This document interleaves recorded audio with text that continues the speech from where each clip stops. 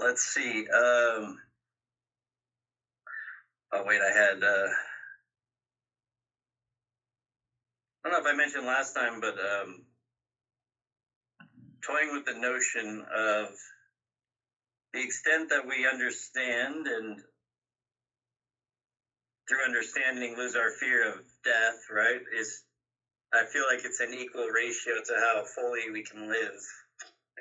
I see some people, you can see their fear of death is so strong that they're barely alive Yeah. because they're so obsessed with staying alive they don't live.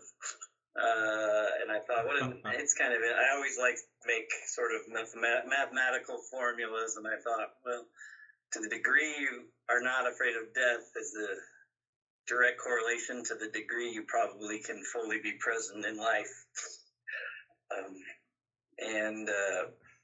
But my biggest change in experience lately is just seeing, I think because I'm more disconnected with myself as a doer, Very good. I can see where, hey, I'm not like this, I'm not hearing that clearly. My emotions are in the way, or a strange reaction I have.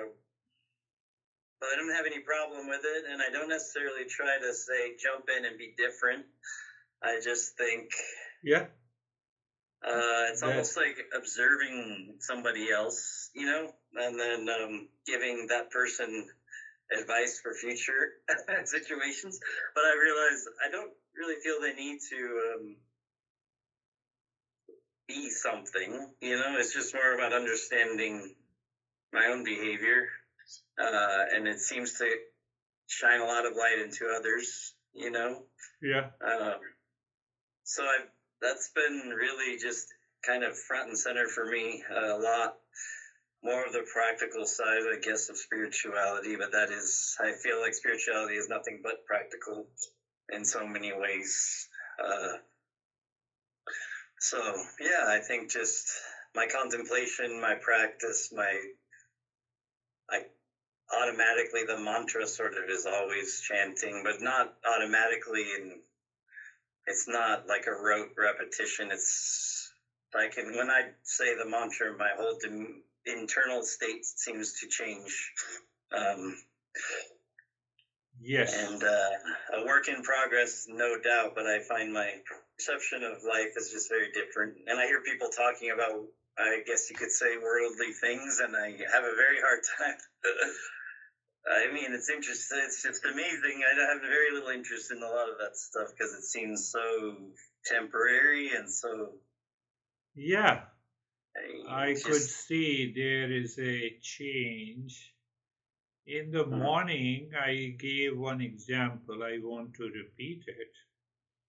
A guy was standing on the second floor, and he was enlightened.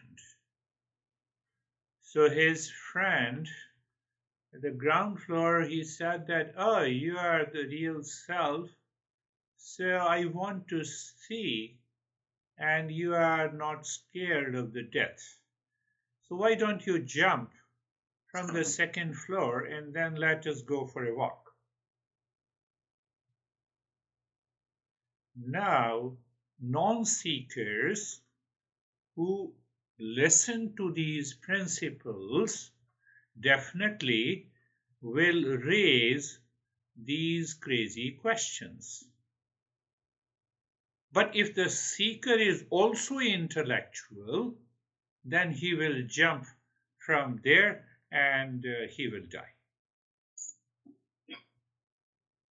So that his friend on the second floor smiled and said to his friend, come on, I'm the real self of the nature of consciousness, and that consciousness is all pervading, and you are asking me to jump.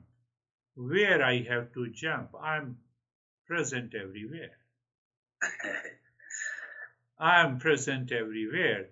You are talking of my body, but I have long back realized that I'm not the body. Think of it. So it is a difference between intellectual understanding and experiential awareness. So when you have an experiential awareness, what it means, I'm not the body. So when I'm not the body, the question of birth and the death do not arise. I'm not the body, finished. I've taken birth, forget about it. There is no birth and the death. Krishna will deal in detail about this question of birth and the death. This is one way to look at it. Second way to look at it, the entire world is full of duality. Whatever is created has a beginning and end. Whatever is created has a birth and the death.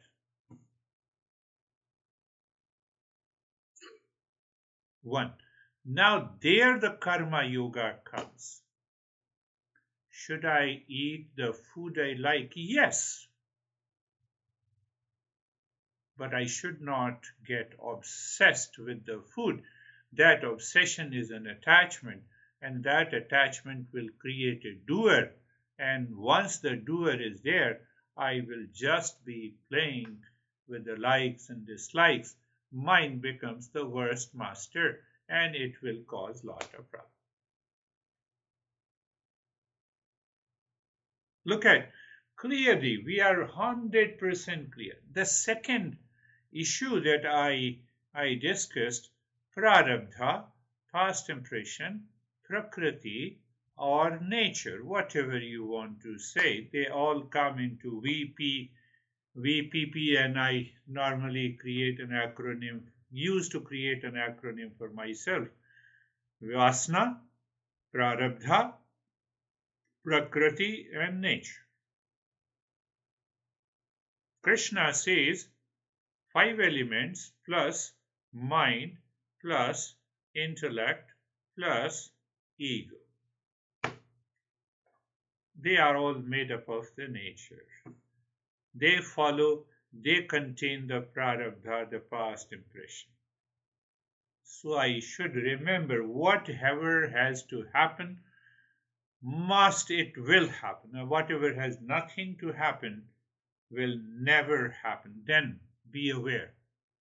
What be aware? Mind, why you are crazy? Why you are thinking like this? Why you have unwanted, unnecessary thoughts?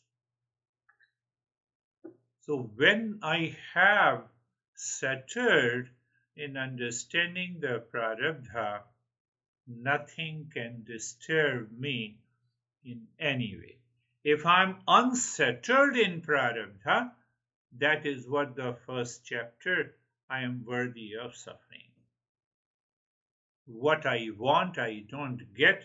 What I get, I don't like.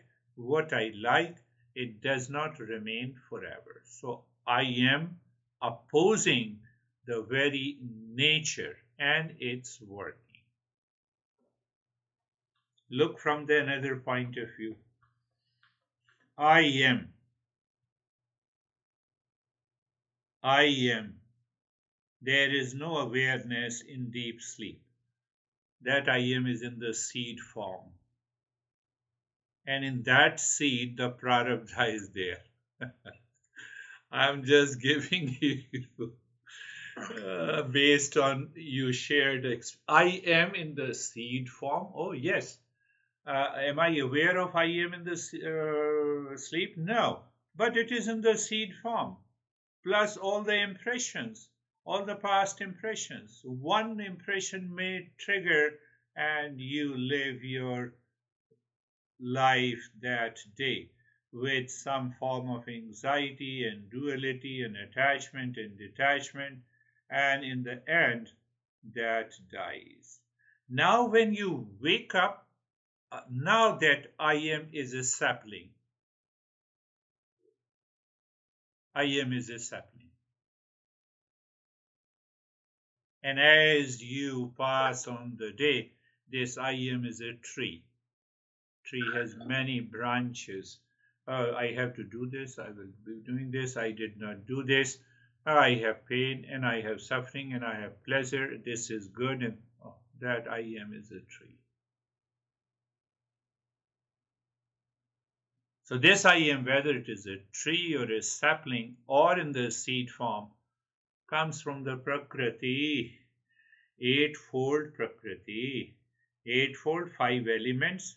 It's all a permutation and combination of five elements: mind, intellect, and individuality, whatever you say. Individuality, personality, traits, and behavior, and action and non action. All it belongs to the Prarabdha. Because I do not grow in awareness in the early days of my birth, so though that prarabdha is working daily in my life, that is why you say that a mother has many kids. Every kid has a different behavior, attitude, reaction, response to the things outside. Your brother has a different response, your sister has a different response. It is because of the prarabdha. And because I live my life and I continue to grow that tree, it creates further impression and it multiplies. And that because it is happening in the ignorance and the impurities, because I have a strong likes and dislikes, I have a strong attachment and detachment. Some people have a greater force of sexual pleasure, other have for eating, third has for possessing, fourth has for something else, and we continue to accumulate that karma. So in the second chapter, Master says, hold on, this is the real self, and what you are doing is a karma. You are overburdening yourself by being the doer and the enjoyer. To look good is good, obviously. We should all like it. But to get obsessed with looking good,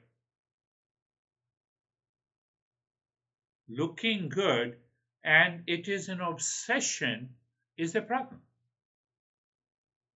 Is a problem. Why it is a problem? Because six enemies takes over. Six enemies of the mind: attachment and detachment and hesitation and the greed and the delusion and the I-ness and the jealousy. So the master says, you have to get rid of this karma yoga, third chapter. And then once you start doing the karma yoga and yajna, in the fifth chapter, your karma sannyasa. Why karma sannyasa? It is happening by prarabdha, it is happening by prakriti, it is happening by these five elements: mind, intellect, and ego. Let it happen. I don't own the responsibility. So, do you think that until the five chapters, this is an external preparation for meditation? Think in that way. This is purely an external preparation for meditation. And sixth, he gives a blueprint of external, but he goes very deep into the internal, what the internal preparation of meditation is. But then he reminds in the eligibility of meditation, the first three verses. He reminds us, are you obsessed with what you like? Or you simply you perform as a duty and finished? You like eating pasta, eat pasta, finished. But the pasta is not there, you are hungry, food is available, you eat. Finished. It is the duty towards the body to be sustained, to live healthy in order to reach to the higher state of meditation and awaken yourself.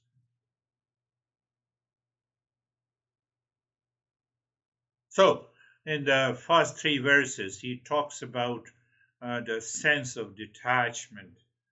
In the first verse, he talks about the sense of detachment, and in the second verse, he's asking us to understand the very sense of detachment. Don't get obsessed with the idea of detachment. You like the food, okay, you eat it. You like to dress in a particular way, eat it. Just wear it. Vivekananda used to have a orange-colored robes when he was in India. But the moment he stepped into America, he looked at the way the people used to wear the dress, and he had a long coat, he trimmed his hair and the body because he said it is required here. But he was not he was not obsessed with it. So that is understanding the very nature of detachment. Very nature of detachment. So he says that detachment and the karma yoga are the two sides of the same coin. I'm detached and I'm performing an action, finished. I'm detached and let me give the best possible explanation or best explanation, best coaching, that is all. So the result, I'm expecting that motivation is not there, that very doer is not there. So I focus only on the subject matter. So I focus on the pasta while eating the pasta, that is all. The moment I'm attached, how the attachment comes by the thought. So, okay, I will go back to the same restaurant again. I will have the eating again. Did I explain to you that what happens in attachment? You went to a restaurant. Example, you like pasta. Pasta was served. It is very tasty. 15 minutes you have eaten the pasta. Your belly is full. You left it. The first of attachment. If 18% tip is there because you like the pasta too much, you give 35% tip. Even sometime you don't have the money, credit card is there, so let me pay. Why you are paying? No, that is enough. Now you leave the restaurant. Now you see how the attachment starts and where the karma yoga is required. Pasta is very good. Now your mind says pasta is very good. You keep on thinking about the pasta. You return home. You say, I will go back again. This very thinking is causing the attachment. It causes the impression. It wants to bypass the prarabdha. When it wants to bypass the prarabdha, we have an anxiety, we have duality, we have a conflict in our life. And now you apply the same process to any object in the world. you are already caught by the attachment. Attachment simply means that I repeat thinking. It is at this unconscious level, it is at the subconscious level, sometimes it is at the conscious level. A friend comes after 3 months, let us go to that restaurant. So the very attachment brings you back. So that is how we are attached to the sexual pleasure, we are attached to the clothes, we are attached to our body, we are attached to the appearance. Attachment are millions and millions. They continuously work since morning. I heard a quote the other day. I liked it. It said, "An attachment is something that we don't believe we can be happy without." Yes. Which I thought, I like that. That was kind of a yeah. Obviously, it's more than that, right? But that's kind of a simple way to. Yes, you rightly said. My mind says you cannot be happy without this object or that object or this person or that person. And the moment very thought dissolves, you dissolve the thought consciously, and you check the mind is empty, you are happy. The attachment is gone. In the next 5 verses, the master says eligibility, qualities for eligibility of meditation. Verse is there. So there he says you have to transcend this attachment, both sensory pleasures and the fruits of their actions. He is still sticking to the same 2 basic principles. He expands. Then he said, don't degrade yourself.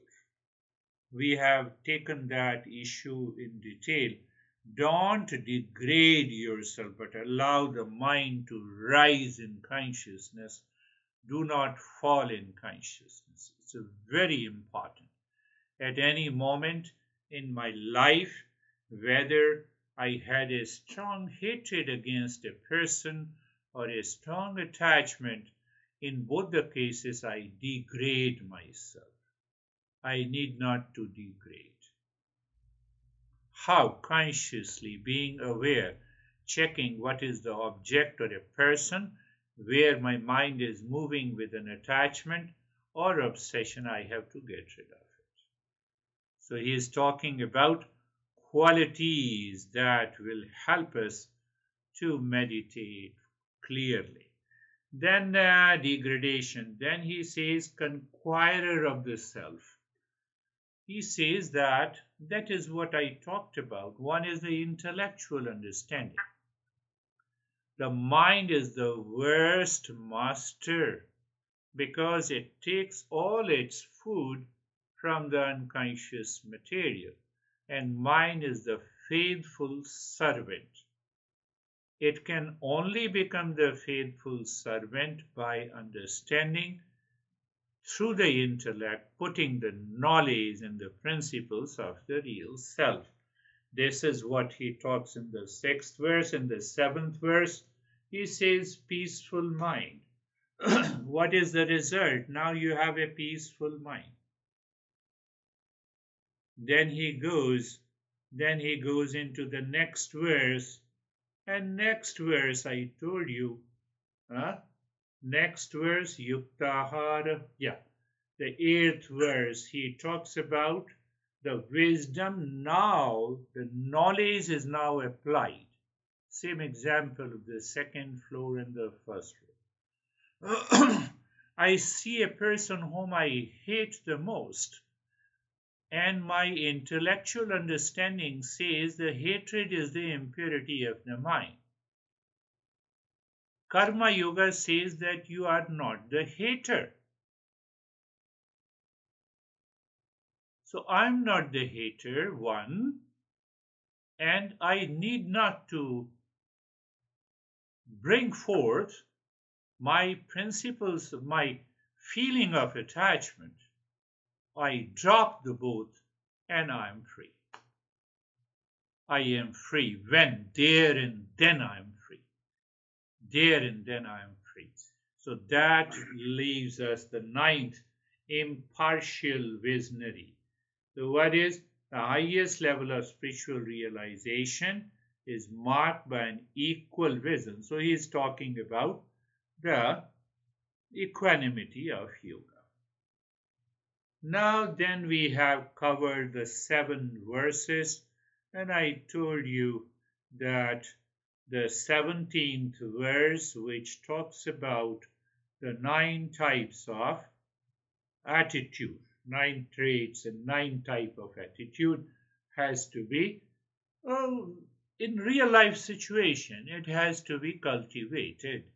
Why? So that I disconnect from the world. What is the meaning of disconnection from the world? I look at the wall and I look at the fan.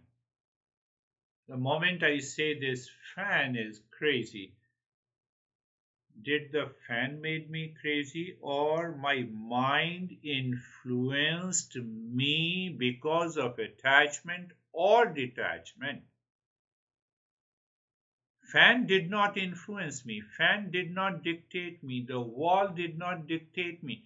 Same way, no person in the world can any way dictate me.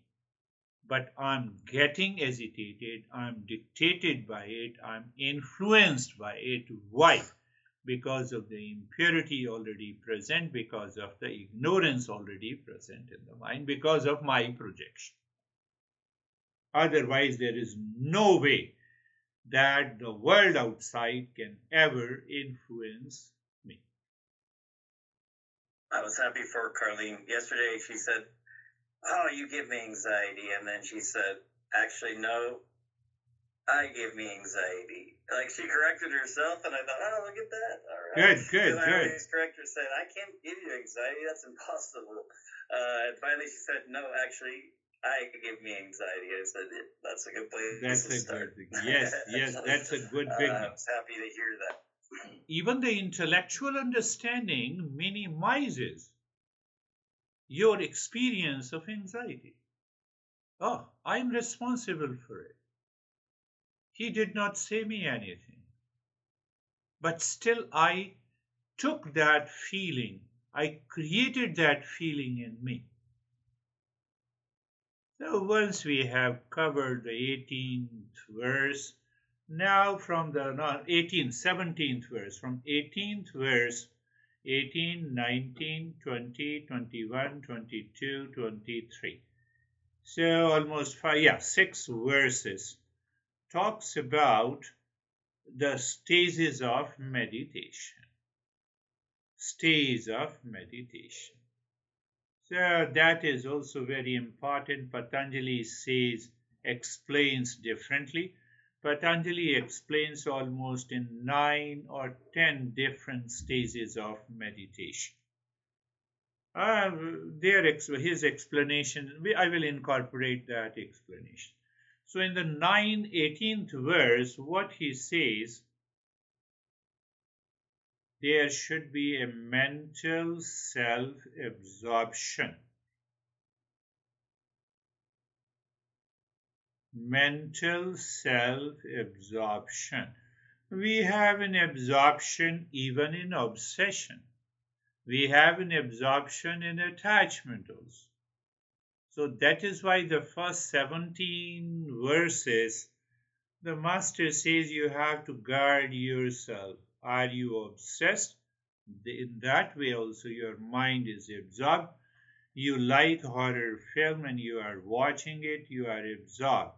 Absorb means that wherein doer or the knower and the object, they seem to merge themselves. Or Om Namah Shivaya. So now that mantra and the doer of the mantra, they have become one. That is what we say, the mental self-absorption. So in meditation, we consciously choose an object and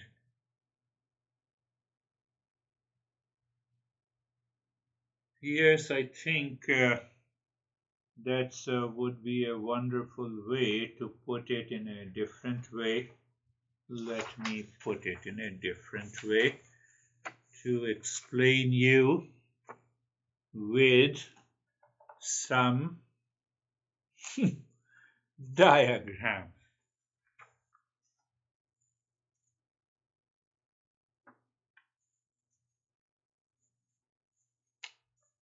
First level ordinary thinking, or I should say in a different way.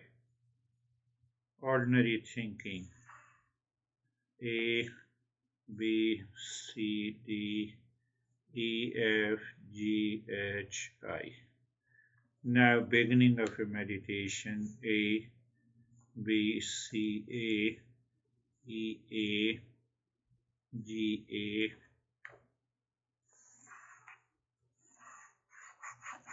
Third. Why it is not working? Okay.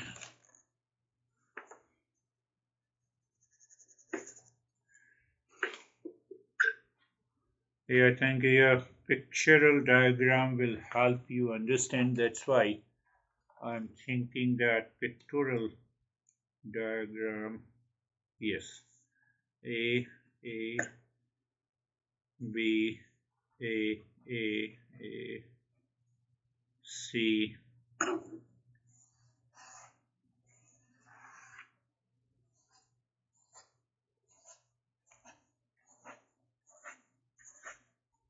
So you see, in ordinary thinking, when we are a non-meditator, we have thoughts, feelings, and emotions. They normally enter in our mind, they stay there. If I'm attached to that, okay, I'm attached to that, I am carried forward, the mind becomes the master.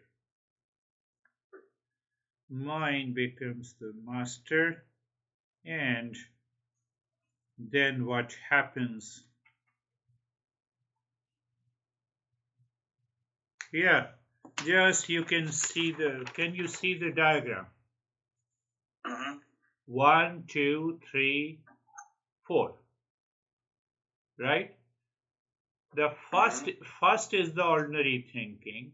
Second, you started the meditation. Third, you are little deeper into the meditation. Fourth is the self-absorption. Now see, the first one. You have A, B, C, D, E, F, G. It is the surface thinking. The circle represents the surface thinking. Take an example of Namah Shivaya. Okay, or Shiva is a very good God. Yes, it is a good. So just go on. Ah, Shiva is good. Now you started the meditation. Om Namah Shivaya. Now the B has come.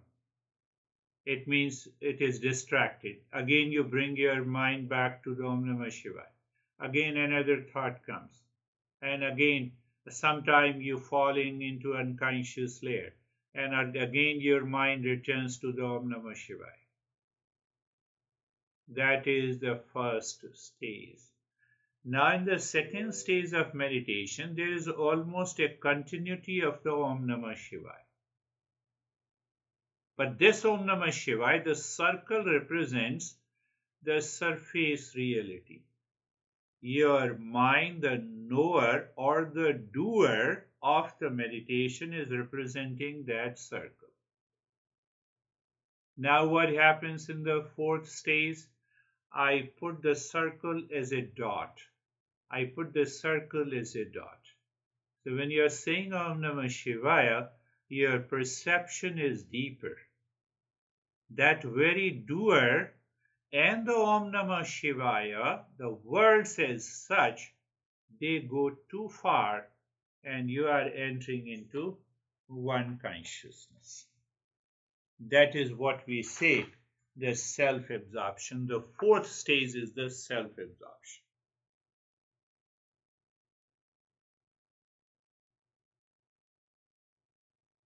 So this master in the 18th verse, he says that completely absorbed in the self. We are just going slowly and we will understand. In the 19th verse, Master gives a metaphor. What is the metaphor? As a lamp in the windless place does not flicker, so is the disciplined mind of a yogi practicing union with the self. This is another deeper level of self-absorption. So what a steady mind in meditation is likened to an unwavering flame, symbolizing perfect absorption. In the previous verse, it sometimes goes up and down. But here, the self-absorption is so deep that very flame of the mind, the flame of the mind means the mind is not flickering. Why it flickers? Because of the wind of desire. From where the wind of desire comes from from the world outside. How it comes, we have already covered the desires and attachment and detachment and the past impression. A long list we have covered. That is what the 19th verse, and then I will name it different stages of meditation. What the Master says in 21st verse is remarkable. What he says, that once you have that self-absorption, when it is not wavering, the flame is not wavering, you enter into an extraordinary awareness. J. Krishnamurti uses that word. You enter into the extraordinary awareness. Not only you experience there is a total quietness, but you also experience this is an experiential understanding of the infinite joy and the happiness. We're just trying to understand it at surface level, and then we will go deeper. The highest state, what the Master says, one of the higher state, a profound inner satisfaction, and it seems that as if I enter into the infinite happiness.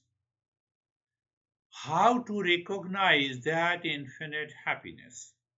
Because it does not belong to the sensory organs. You are not happy we are happy by looking at the object. We get the pleasure by the sense of the touch, by the sense of listening, by the sense of the smell, by the sense of the taste. Now all these sense organs are not there. You don't have that sensory pleasure. And then you recognize, the mind recognizes that there is a continuity of the joy and the happiness in the absence of any objects of the senses. And that is what we say it's a deeper state of meditation. We will talk in a different way. We'll give it a name later. In the 22nd verse, Master says, now as a seeker, you are constantly absorbed and you are getting that joy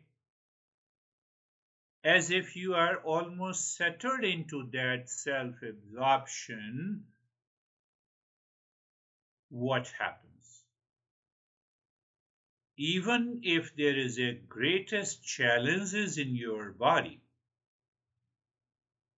you transcend that. You know what exactly the meaning of the transcending. You transcend that.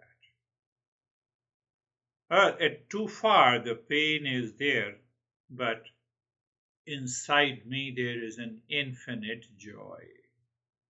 He says it is another state of not only experience, but it is another state of awakening. Many masters says it is the beginning of a self-realization. Why?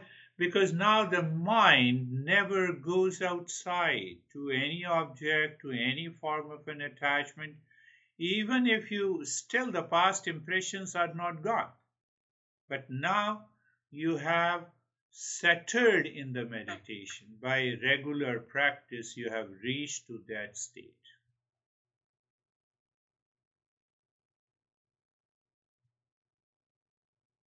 Until 17th verse, that was the preparation of total background.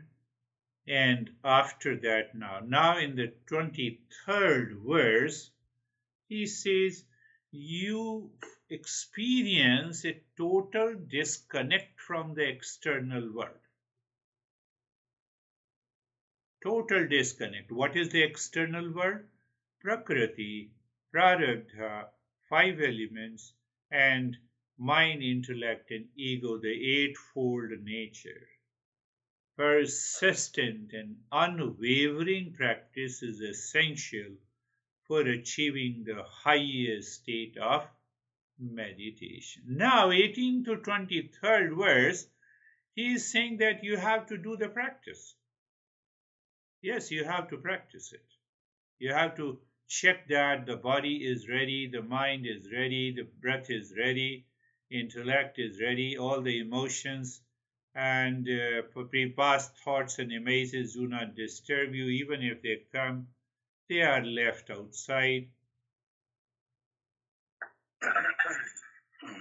From there, I got the metaphor that I explained you many times, that there is a storm outside the home and you are outside. You rush inside, you close the door, you sit inside. You already discovered the calmness. You did not create that calmness and the peace inside your home. It is already there. And you are also free from the storm. Does not mean that storm has gone.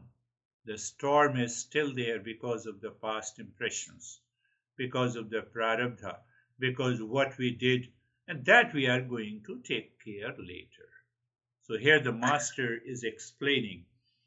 That is what another way to explain the self-absorption. You can do it consciously. I was going to say today I sat down to do a short meditation this morning right next to the bathroom between our bed and the bathroom. Carlene was getting ready and getting the kids ready, and I didn't really think about it, and she's like, "Oh man, wasn't I annoying you? I was being so loud." And the kids, honestly, I did not notice. She's Very like, good. well, I said, I didn't hear you at all. I was just doing my meditation. I said, it didn't bother me in the least. I didn't notice. But I've noticed a big change. I don't need headphones or assistance or whatever. I can just do your thing, run around me if you want to, whatever. I don't, I can go just immediately there, and that is wonderful. It's so hard to leave. It's so I could spend so long there, right? Like it's hard. It's a very pleasant. I don't even know if pleasant is the word. It's just a very It feels right, a right place to be. That means a sensory withdrawal is there, one, and the attachment pertaining to the sensory withdrawal is also present. That also means that the mind has withdrawn inside.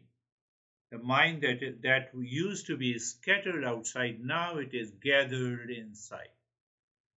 One thing we should reflect on it. At present, all the five sense organs are active. It means I feel the sense of the touch, the sense of the sight, and all the smell. There is no smell. The taste, it's okay. There is no. But the moment the mind withdraws inside, these sensory faculties have no power to pick up the object. That is why we say the attachment lives in the mind. It does not live in the eyes. It does not live in the tongue. It does not live in the skin.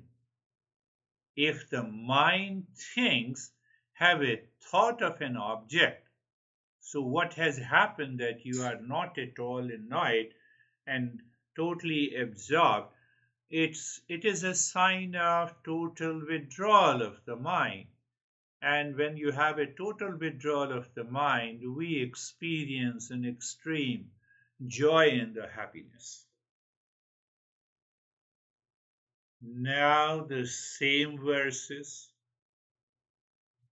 I'm mixing Gita and the Patanjali. The first stage, so-called of meditation, is known as dharana. The word is used dharana by Patanjali. What is dharana? I all differentiated dharana from a concentration, confining the territory of the mind. You're sitting in a living room watching the television. That is also okay. Playing with, you're talking to your kids, that is also okay. Talking to Carlin, that is also okay. Now pick up a thought. What? For example, Om Namah Shivaya. So now every time you are listening also outside, but you keep the territory of the mind on that mantra casually, naturally, playful.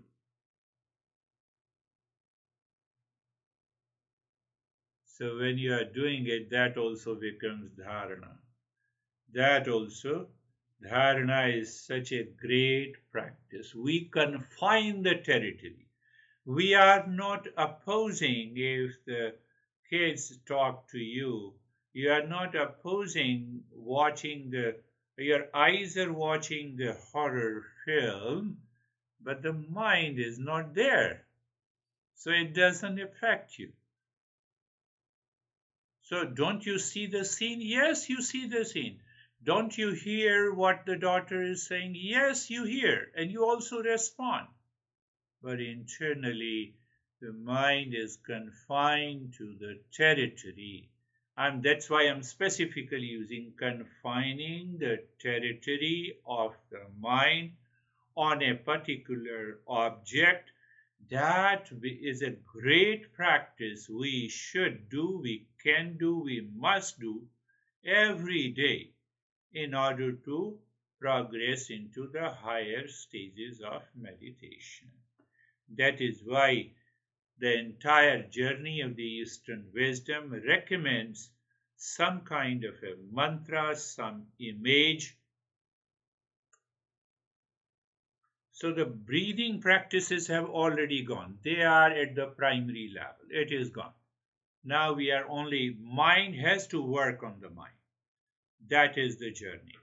So that is the first stage of dharana. You can say that is roughly equivalent to 90% equivalent to the verse number 18. Now the verse number 19, I gave you that idea. That is the third level. Now that Om Namah Shivaya is continuous, even it is at the surface, but still it is at the third level. That is what the verse number 19 is. In verse number 20 and 21, sometime you find an absorption. Om Namah Shivaya. Now there is no mantra, mind is not chanting the mantra as if everything has stopped. Unwavering flame. You are aware of the Shiva, but that mantra has also stopped. So that is what is explained in the verse number 20 and 21. Here I want to give a brief. There are two words used. One is known as Savikalpa Samadhi. Now we are talking of higher meditation. Higher meditation is Samadhi. So in verse number 20 and 21, it is a higher meditation with a flashing of an object, for example, of a Shiva. That is the verse number 20 and 21. But in 22, that object is also dissolved.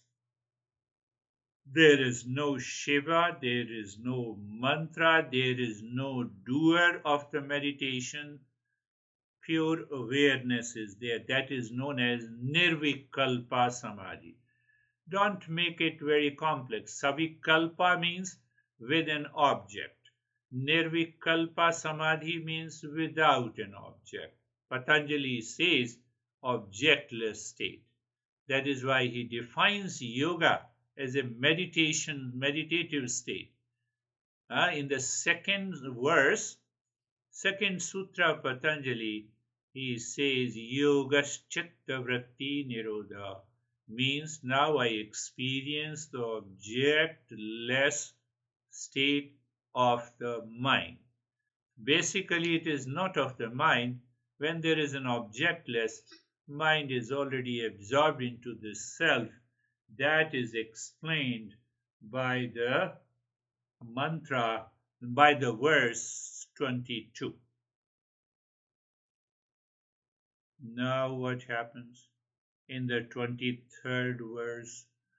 That state remains natural to you in all the activities of the world. The moment you wake up in the morning, you remain in the state of that natural state of higher meditation, which means that is the state of awakening, that is the state of first realization.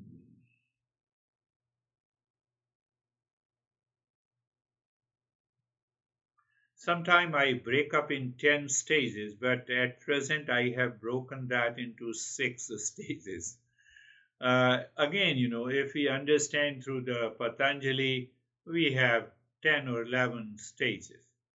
So, based on the verse, I broke up in 6 stages. There are 6 verses, so 6 stages. So, that makes it very clear. So, you see the first 2 stages, we are consciously redirecting the mind. The very effort is there, whether you are doing with Om Namah Shivaya or let us continue to do it. Then what happens? The third one is Sampragyat Samadhi. Another word is used by Patanjali.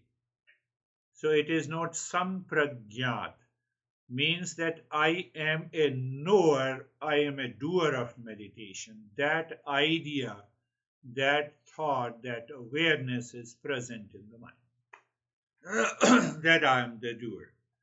Now the first absorption with an object is some form of non-verbal awareness is there. Like this, I'm talking to you, and I could see that someone is saying Om Namah Shivaya deep inside.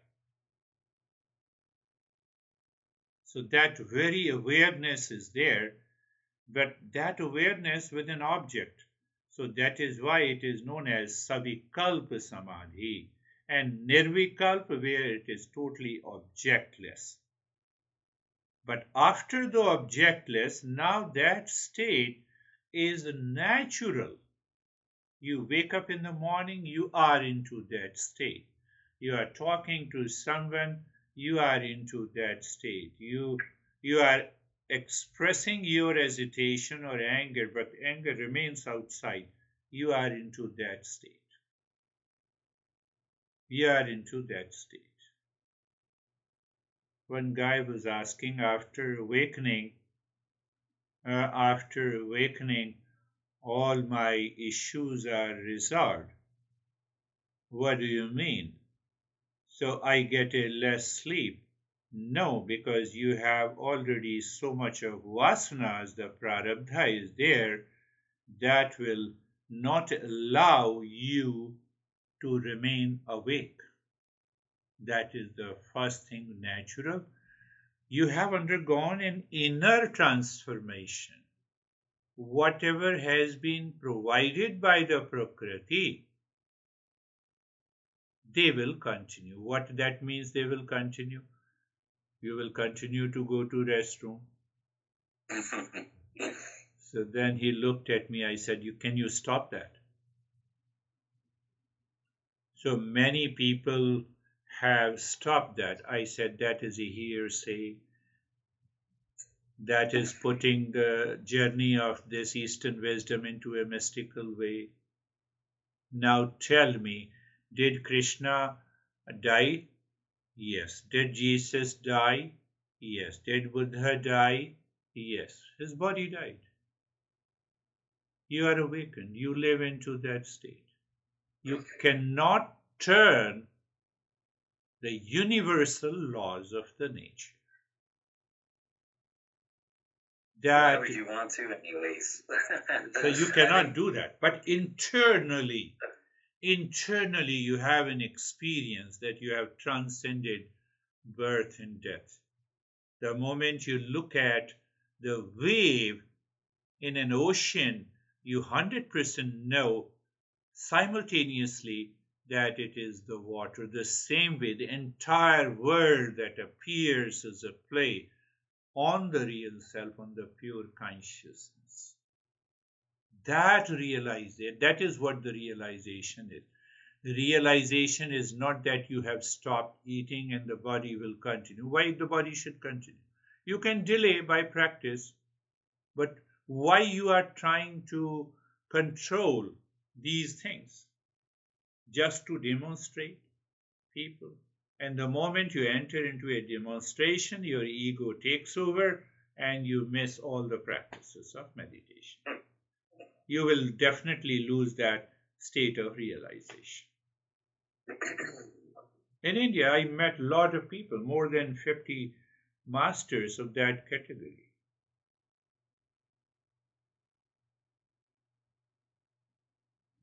So the master in these 6:18 to 23 verses. So you see that sometimes it appears the progression seems to be gradual. But sometimes because of your intense desire to reach to the highest state, that very progression is broken. You can reach to the last stage even within a short time. It all depends on the prarabdha also. Second, because I don't know the prarabdha, I have an intense desire, but whether the prarabdha is supporting me, my good actions, my virtues, my merits, I can enter into that fast. It seems the longer I'm seeking, the less interest I have in some kind of outcome. Yeah. Right? I'm just trying to unlearn or understand. Yeah. But before I thought, I'm going to see some kind of light and I'm going to be totally different. And I had all these imaginations. And now I see, no, I imagine it's much more practical than that. You're perfectly natural. You wake up in the morning, you experience that calmness and the joy you need not to demonstrate. You are in abundance of love. You are into that extraordinary awareness where this I am. Now, this I am has transcended the sapling and the tree. That is why I gave that example. That I am is there. And you see, it is all pervading one consciousness. The moment you make an effort,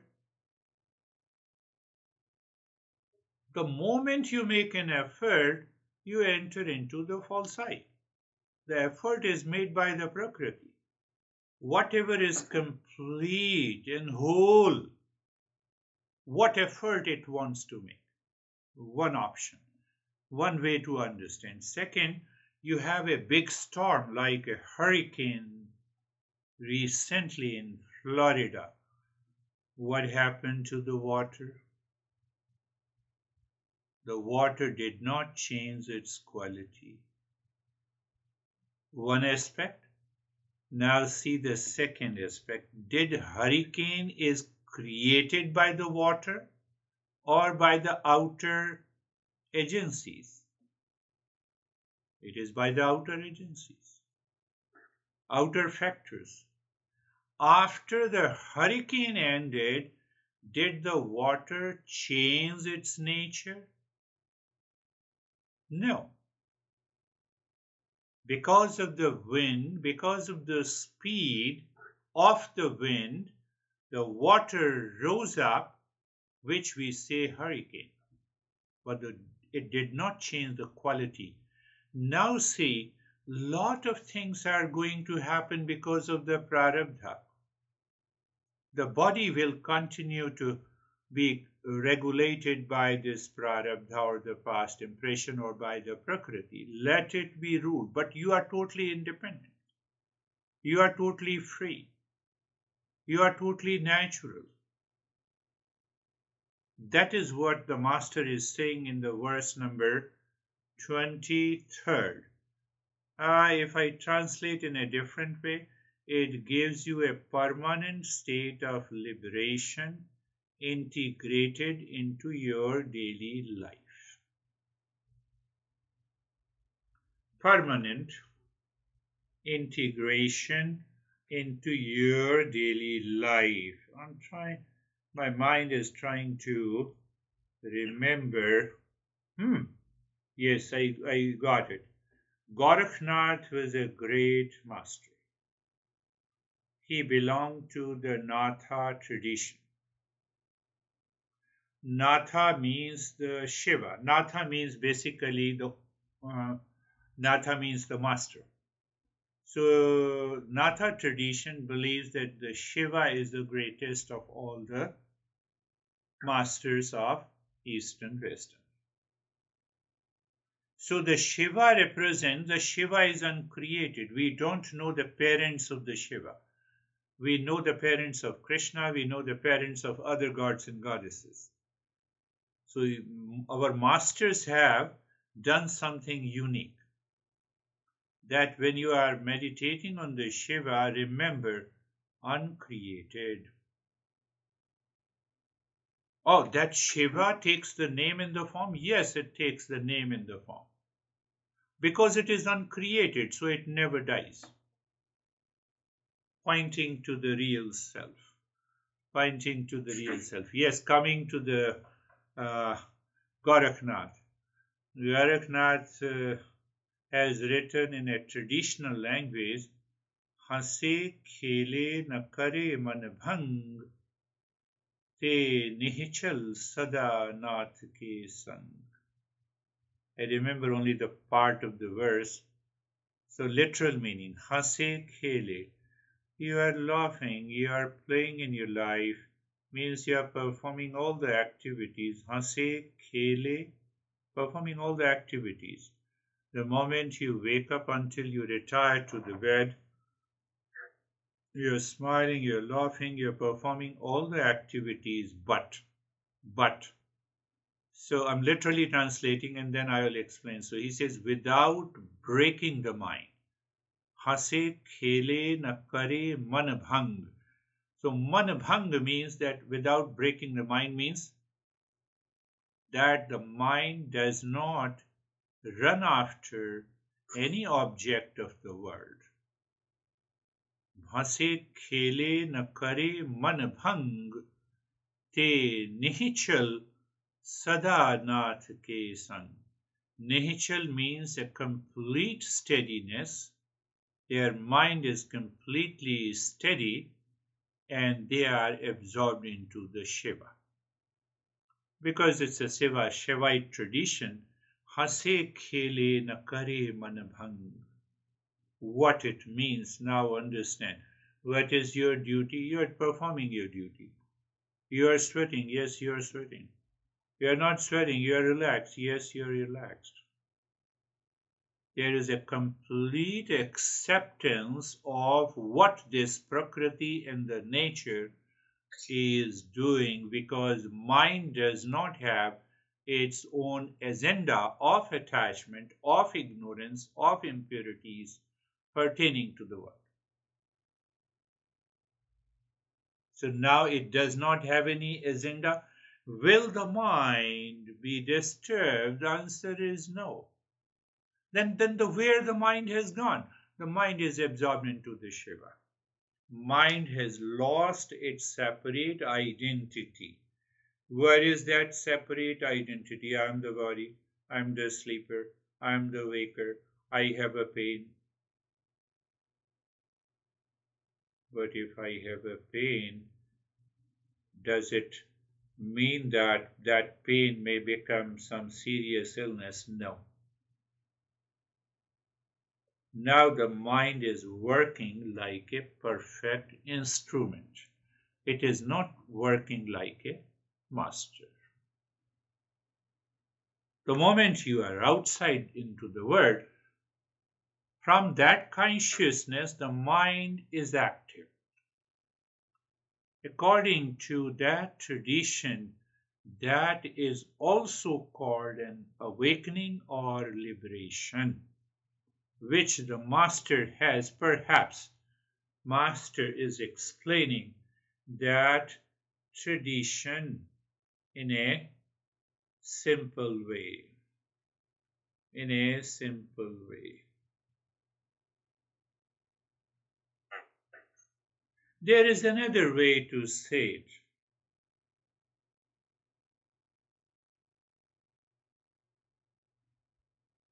Do you know UK? Yes, I know United Kingdom.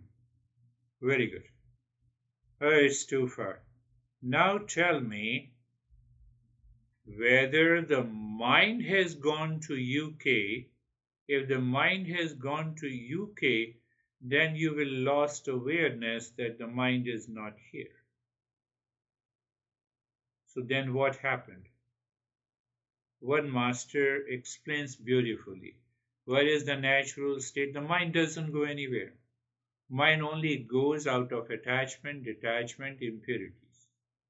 But when the mind is natural, it is totally purified, it is absorbed, it does not go anywhere. So then, but I thought of the UK. No, you have a thought, an image of the UK. You have thought an image of the Colorado. You have thought an image of the Phoenix. That's all. Mind does not go anywhere. Answer is no. Mind does not go anywhere. So is it possible to be aware that the thoughts goes everywhere but the mind does not go anywhere? Answer is yes, it is possible. What is that state? Mind is natural all the time. Mind is natural all the time. It does not leave that awareness of the real self because the mind is natural. Water goes anywhere? No. Then what it goes? The long waves, but still it is the water. That uncreated never goes anywhere. Why it is not? Because it is all pervading. But why? How come? If it is all pervading, then when it is all pervading, how it can go anywhere?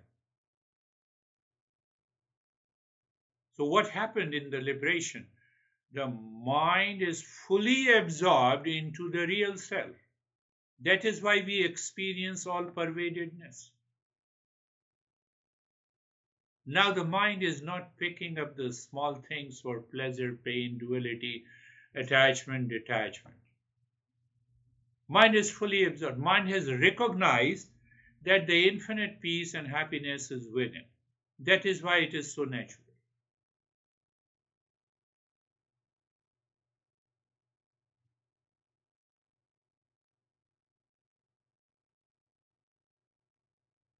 Think. So that is these